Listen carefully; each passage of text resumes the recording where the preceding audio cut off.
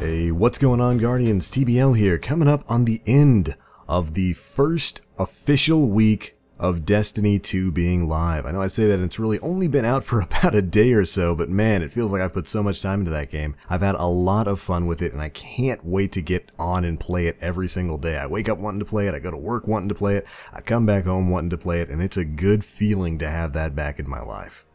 But today being Thursday, we got our first This Week at Bungie weekly blog update of the post-Destiny 2 release world. And it's actually got some pretty decent information in it, and we're going to be going over it over the course of this video. And in particular, we got a bit of a roadmap for some of the upcoming content in the next few weeks in Destiny 2. So let's go ahead and start at the top. First things first, Xur will not be showing up this week. So if you've been waiting for the tentacle-faced agent of the 9 to come around so you can maybe push yourself past that dreaded 275 gate lock, well, you're going to have to wait a little bit longer. At least it's only one more week. After how long we waited for D2 and with how much content there is to just do in the game, I think I can survive an extra week. But if you are looking to get some in-game stuff, there is still stuff you can do in Destiny 2 right now, like the Nightfall.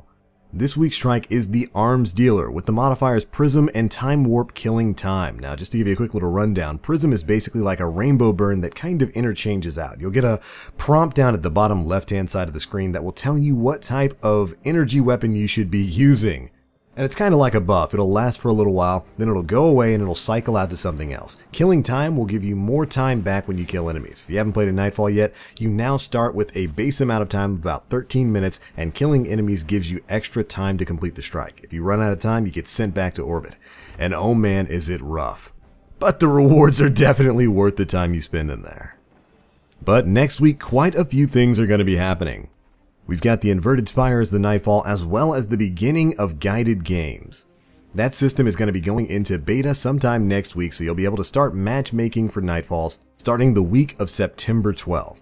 Additionally, of course, next Wednesday is going to be when the Leviathan raid finally drops. Next Wednesday is going to be a very fun day as Guardians the world over get their fire teams ready and try to take on the Leviathan. Additionally, next Friday, September 15th, we have the return of the Trials of Osiris, now named the Trials of the 9. That's right, the premier in-game PvP mode is going to be coming back next Friday. The game mode is of course going to be Countdown, and it's going to be on the map Eternity. So get you and your Tier 1 friends ready to go, because that is when things are going to hit the fan. Can't wait to see some of the rewards that are going to be from that game mode. Then, the week after that, the Nightfall is going to be Exodus Crash, and Trials of the 9 is going to be taking place on the new map, Altar of Flame. But most importantly, the week after that, the final week of the month, starting on Tuesday, September 26th, we've got some really interesting stuff going on. The Nightfall for that week is going to be the Pyramidian Strike. The guided game system for the Leviathan raid is going to begin. Trials of the 9 will be the survival game mode on Emperor's Respite. And finally, we've got something brand new going live called Faction Rally. The update has an image showing the logos of all three of the main factions from Destiny 1, Dead Orbit, Future War Cult, and of course, my boys, the New Monarchy. Now, what Faction Rally means, we really have no idea, but you do know if you've beaten the game, spoilers a little bit here if you haven't, you do return to a brand new tower. And if you go to certain sectors of that tower, you can find the actual logos and zones of those old factions. So we knew they would be coming back in some way, shape, or form, and it looks like we might be getting some content with them on Tuesday, September 26th. I don't want to get too much into speculating here since we really know nothing about it, but of course this could symbolize a more traditional return of the factions. We've also got other crazy factions in this game right now, like for the EDZ and really all the patrol spaces, and they could be coming back in that sort of fashion. Maybe it has something to do with PvP. Who knows? We'll see. All I know is I'm excited to get back with my boys in red and white.